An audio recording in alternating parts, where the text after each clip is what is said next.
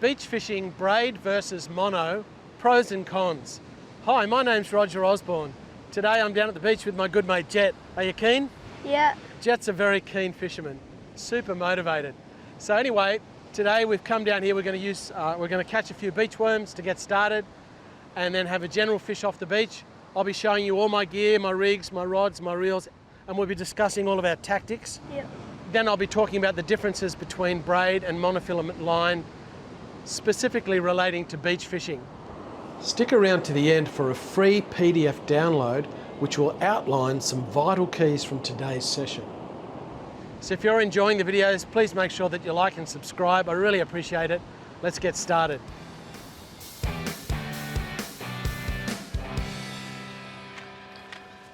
So Jet, this is the plan. What we're going to do is we're going to catch some worms first. Yeah. Then we'll have a fish. I haven't been down, so I don't even know what the beach looks like. But once we get down there, we'll just have a look at the surroundings, have a look at the structure, you know, all that. Yeah. And we've got about an hour and a half before dark. So what's your experience with beach worming, Jet? Have you done much? Yeah, I've done a bit. I'm not the best at it, but I can still get them. Yeah? I went the other day with my dad and we caught like 20 or so. That's pretty good. It's a little bit of a breeze blowing, but it's not going to be too strong. So I think we'll be all right. It's actually low tide about now. The waves have dropped off a bit. I can see some water already that looks pretty good to me. So we'll head down. So we'll be fishing the bottom of the tide and the first of the run-in tide. Yeah. All right, I reckon we're going to set up camp about here, Jet. Yep. Sounds good. So I've got a stocking here. We use this for the worms. Yeah. But in order to catch the worms, you've got to put it on your leg first, like that.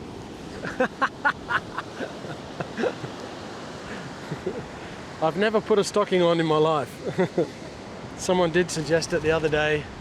On a comment, they said that they're good for if there's blue bottles, you wear a stocking on your legs. It stops the blue bottles from getting you. I still don't think I'd want to wear a stocking. Let's see if there's any worms here. There's a couple over here. There's one here. There's one there. Oh! Ah! It's cold. I saw two further down there, next to each other. I might wait for them. I'll have to wait for a break in the waves. Where are they? Oh, here comes a wave. Oh, I got him, a miracle. I thought, man, I got no time to catch that worm. I could hear the wave coming. Got him. I literally had like a millisecond to grab him. Oh, there's one over there.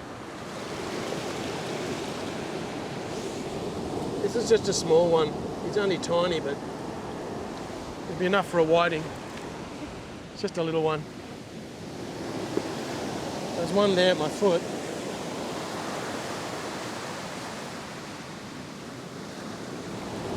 Is he going to come up? We'll wait for the next wave. There's a lot down there, but it's just too many waves down there. It's not easy getting the worms today because of the southerly swell. We're not getting many breaks in between the waves.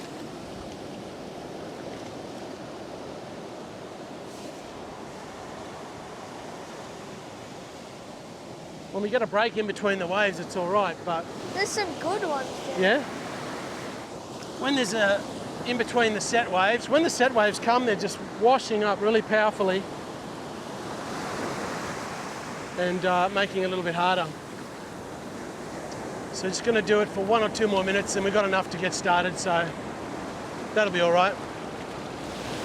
Go away, wave, go away. I can already tell this next wave is probably going to get here. Maybe not. I better grab that. No, I'm not even going to try and grab it because maybe this time the next wave won't make it.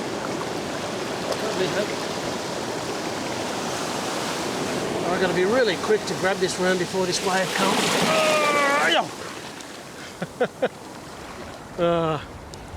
That's crazy. Anyway, one more jet and we'll start fishing.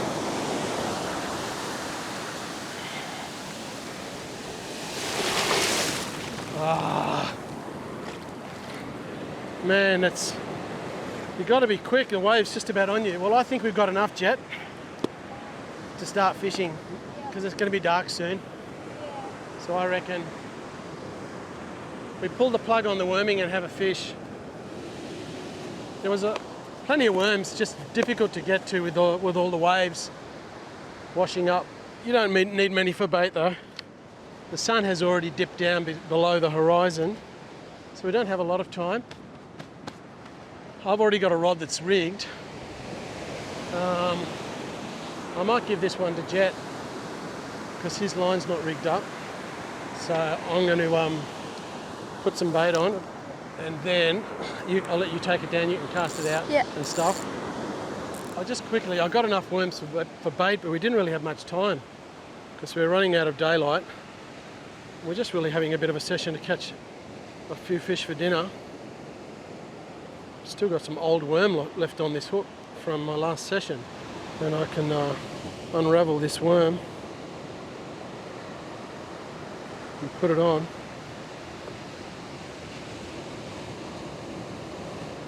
Okay, I'm almost ready for you, buddy. Right, Jet, just take it down there, toss it out as far as you can. Yep. And you've got 2 hooks. Look at that. Okay. Wait for the waves to wash back a bit and then walk out so they can get it out into the deep water. And I'll get my other line ready. I'm glad I had at least one rod sort of rigged up. This one's got a ganged hook on the bottom.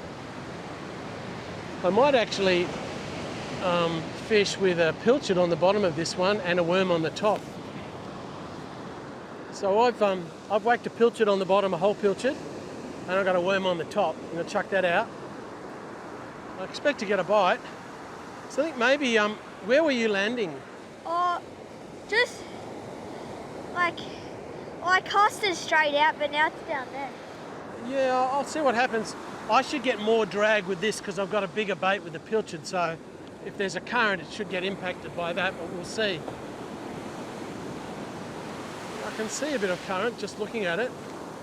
I'm going to wander out a bit before these waves come in and get me, just to get out in the deep water.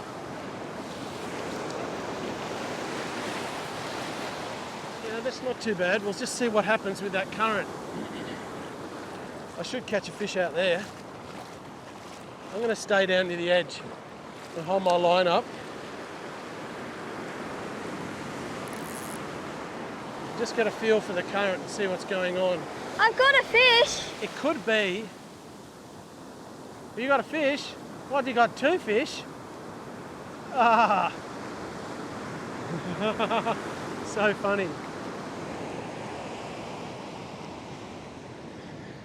Got 2, a brim and a whiting.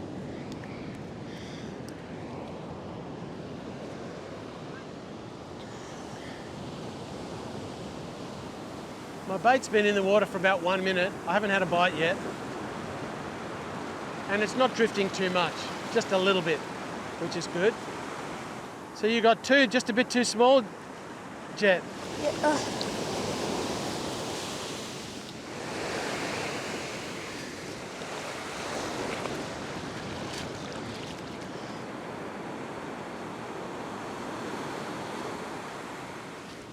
Oh, missed him. Had a bite then. I'm just gonna put a worm on the hook.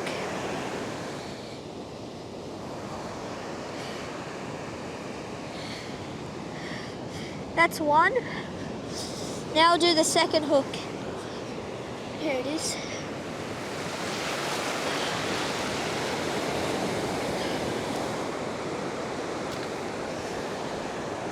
You got one, whoa! Oh yeah. Well, it looks like Jet's into the action. He's pulling pretty hard, that one, mate. Yeah. I better get my line out there.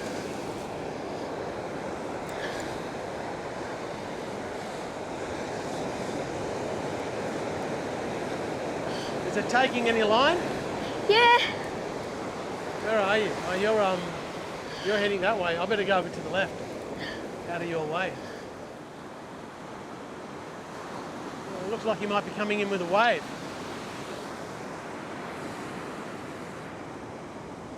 Where is that fish? Oh, there it is. What do we got?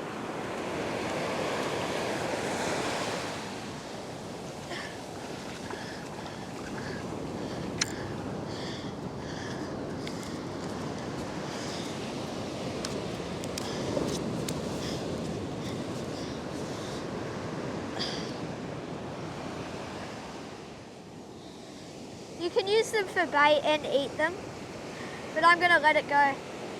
I've been bitten by one of these before and it really hurts.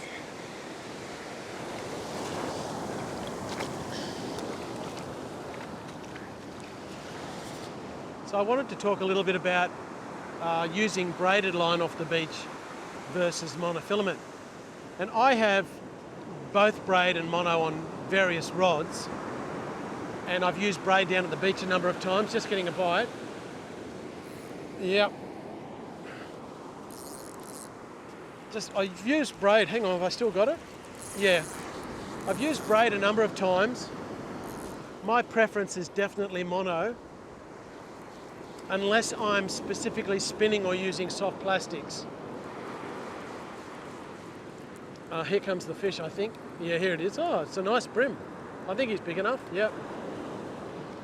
So there you go, there's a typical beach brim. He's only caught in the corner of the mouth. So back to the braid. One advantage of using braid is the improved casting distance. You can cast a lot further because it is a lot thinner in diameter, making it more aerodynamic. If you're fishing at a beach where you've got a lot of current and drag, the thin diameter makes a big difference.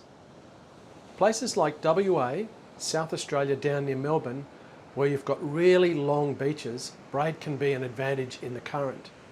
With that, you would use a monofilament leader because it's basically invisible. There's a bunch of other details that I've included in a free PDF download, so stick around to the end for that. Otherwise, one of the major cons I've found to using braid is when you hook a fish. There's so little give in braid.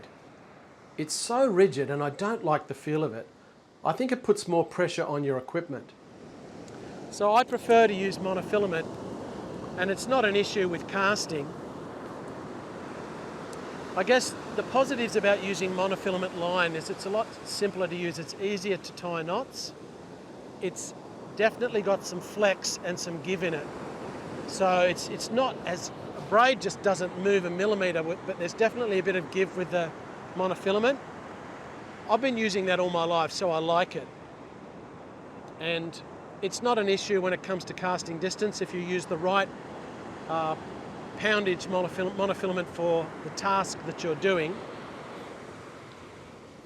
So me personally, I prefer monofilament line off the beach.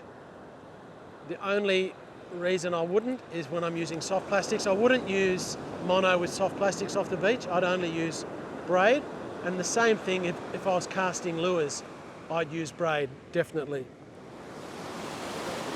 Hey, getting wet.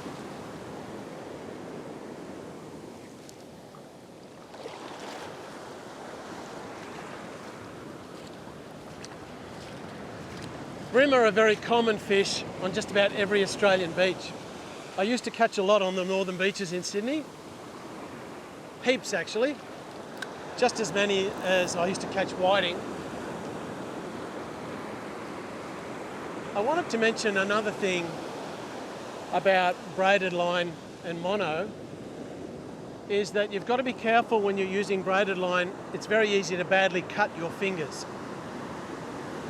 When I first started using braid off the beach, I'm used to, I hold my hand on the reel and I like to keep my finger on the line.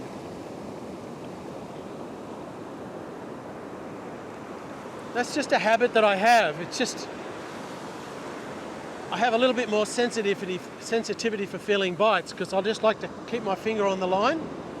And a couple of times when I was using braid, I got a really good bite and I struck, and then the fish took a run and the line peeled out at 100 miles an hour over my finger and just sliced my finger open, which was not that exciting. But that never happens with monofilament line, whereas it will happen with braided line. I think the only answer there really, if you're using medium strength braid, hang on, getting a bite. I'm walking back because the fish is really swimming back to me towards me quickly. Oh, that's weird. Can you believe that? The line's gone slack. I'm going to wind it up like this. That was very strange.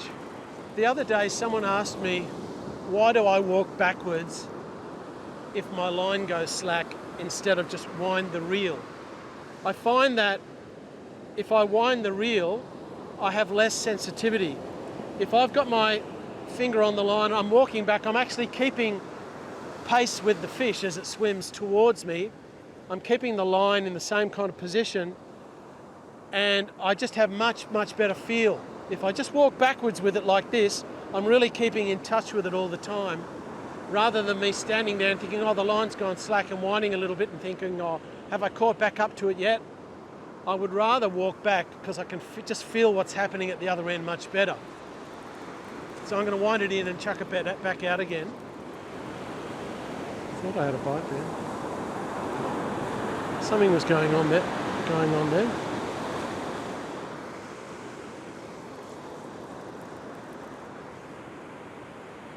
Yeah, I got a fish. Sometimes when you get bites, it's like, what's happening? What's going on? Feels like a bream actually, I think. It's gone sideways down the sideways down the beach. Which is typical of a salmon when that happens. Which I think it is a salmon. I don't think it's a bream. I'm on Zach. He's gone over Jet's line. So I just want to grab Jet's line and hopefully I can untangle it.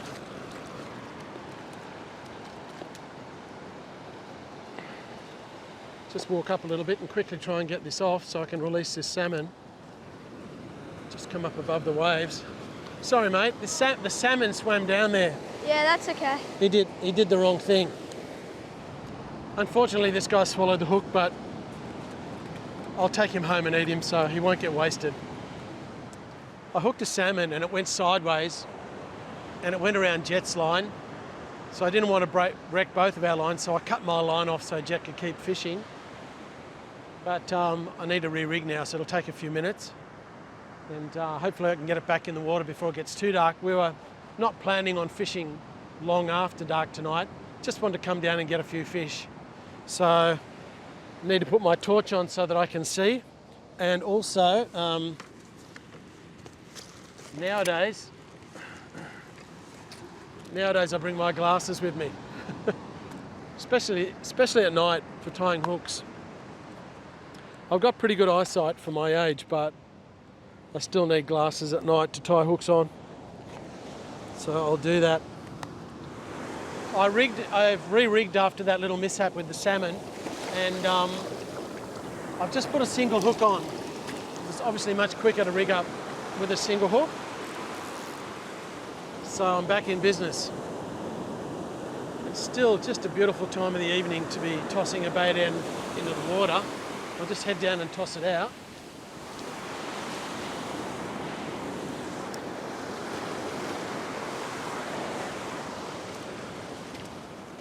I know I've mentioned it before, but having a low profile bait like a beachworm is a real bonus when you're casting. It just helps you. It's very easy to cast distance when you've got a bait like that as opposed to a big heavy bait. So we'll see. We know that there's bream out there. Well, so far Jet got a double hook up with bream and whiting, which were both undersized, so he released both of them. He then caught a salmon, which he released as well. I got a nice bream, a good keeper. We measured it, actually it was 31 centimetres, so not massive, but still certainly a good eating size.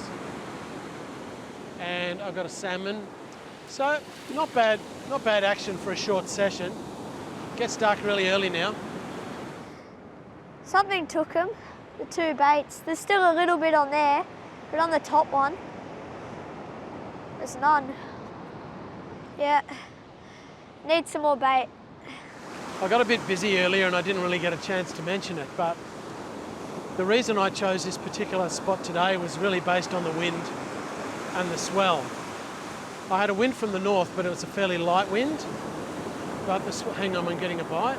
Yep, I've got a fish, so I'll talk and fight the fish at the same time. But I wanted to find some relief from the southerly swell. So I wanted to pick the southern end of a beach so I could tuck into the corner of the southern end of a beach to get out of the swell. And because the wind was not too strong, even though the wind was going to be in my face, that was okay. And technically that's what you do. If you have a swell from the south, you'll find relief at the south end of a beach.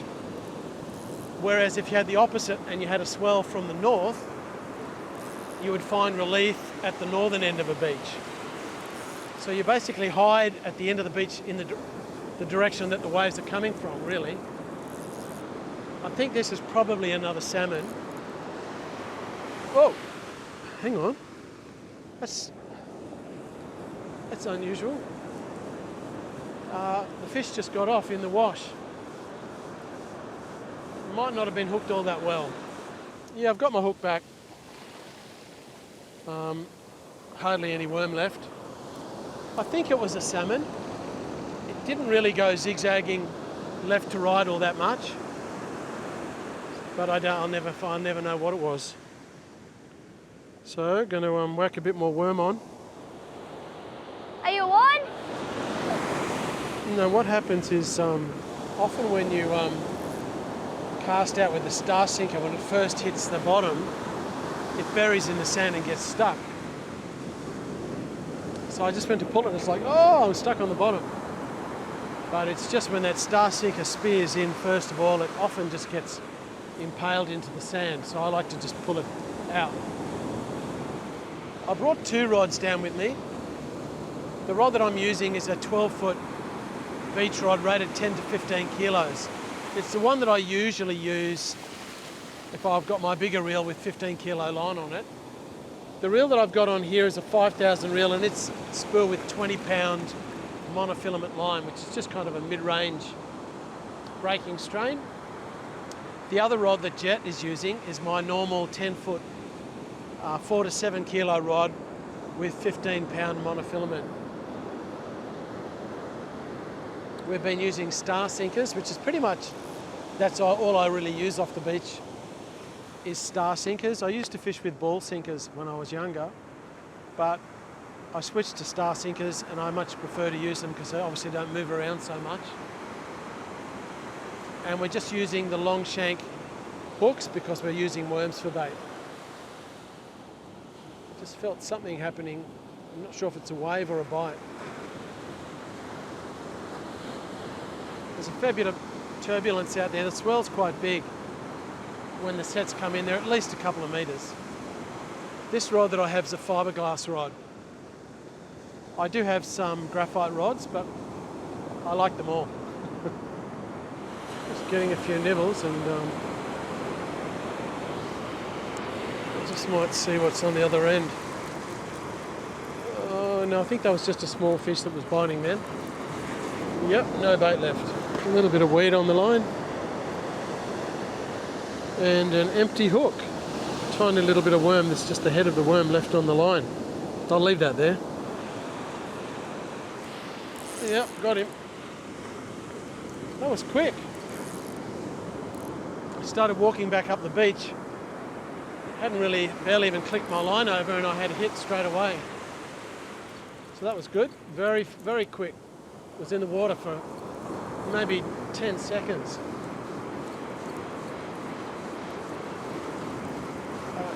Feels like it, not that I can see it, but I felt the fish jump. So that tells me it's a salmon. Not a very big one either. Just Oh, same size as the other ones we've been catching. I'll just pull him up here. This one also is destined for the table. I put up a video, actually just recently, with where I cooked a curry with salmon. I cooked a yellow salmon curry. It was so good. Seriously, I'm not just saying that, it was amazing. So delicious. Beautiful with some fresh vegetables and all the goodies that go in a yellow curry. Very, very good. If you'd like a free PDF download of some vital keys from today's session, hit the link in the corner or in the description below. So that was a pretty quick session, really. Hey, Jet, I made a mistake. I think we didn't really get down here early enough. Nah, the sun was already going down by the time we started fishing. Yeah, I mean, it was a little bit rushed to catch a few worms. I really didn't judge it. Oh well. But we still caught a few fish. Yeah. And we certainly got enough worms to have a fish. So it's been pretty good. Yeah. How have you found it? Yeah, I found it pretty good. We got a few fish, so yeah, it's been a nice afternoon or into night. Yeah, it's always good. The weather's getting a little bit cooler. Thanks for watching another session of beach fishing, and I look forward to seeing you very soon in the next video.